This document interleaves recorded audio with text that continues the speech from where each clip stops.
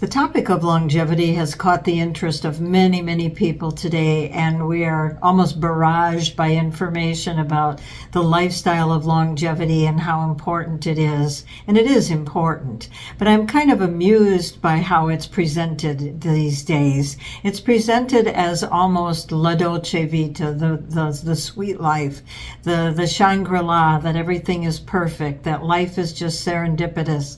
And I can tell you from living in Italy for a while over this winter, it's not something that you want to romanticize.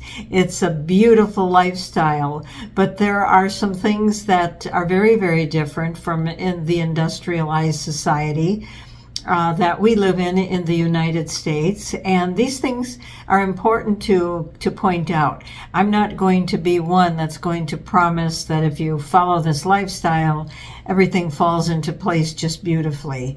There's just a couple of things I'm going to mention from being gone just recently. And one thing that I noticed is that, life is much more physical outside the United States than in the United States, and especially in the south of Italy where I was.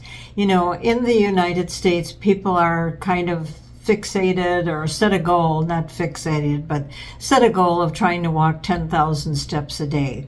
10,000 steps a day is nothing in the south of Italy. You don't even think about it. You don't monitor your steps on your smartwatch because life just requires a lot of walking.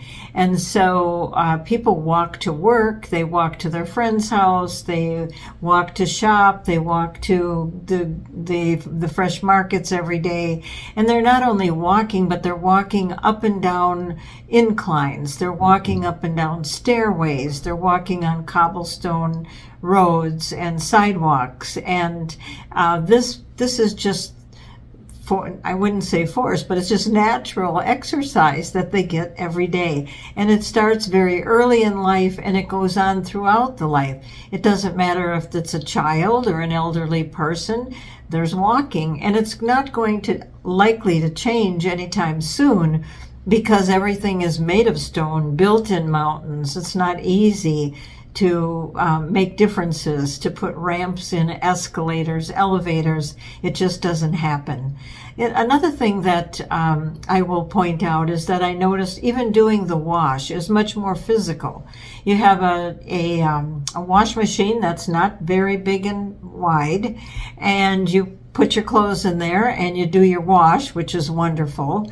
When you take the wash out, when it's done, you're either going to hang the wash out on clotheslines to dry, which are put between buildings when you're living in an apartment, or you dry your clothes on a drying rack. You don't have this huge big dryer that fluffs everything and just automatically dries them.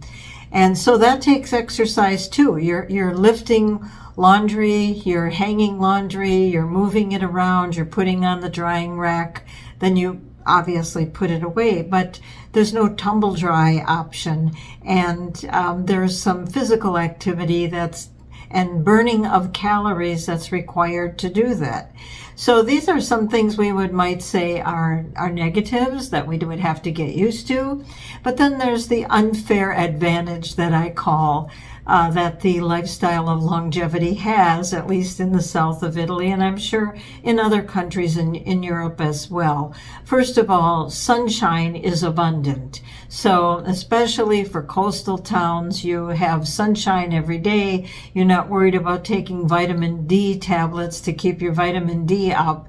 And there's no snow or ice to worry about and to navigate with cars or walking, mainly with walking. And so it's very, very simple to get around. And then the other thing is that there's local, seasonal, fresh food available every day. In fact, there are beautiful little markets on the corners of many streets. If it's a big city, they're still on the corners of the streets where the produce is brought in.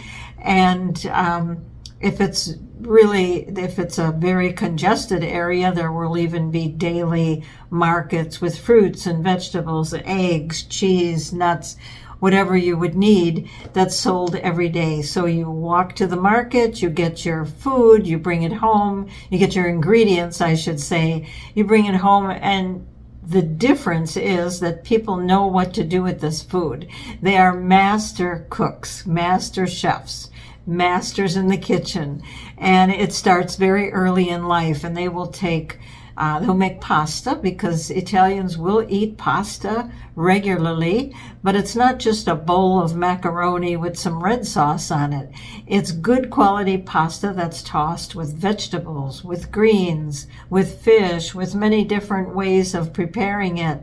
And that's either, a first course or a main course.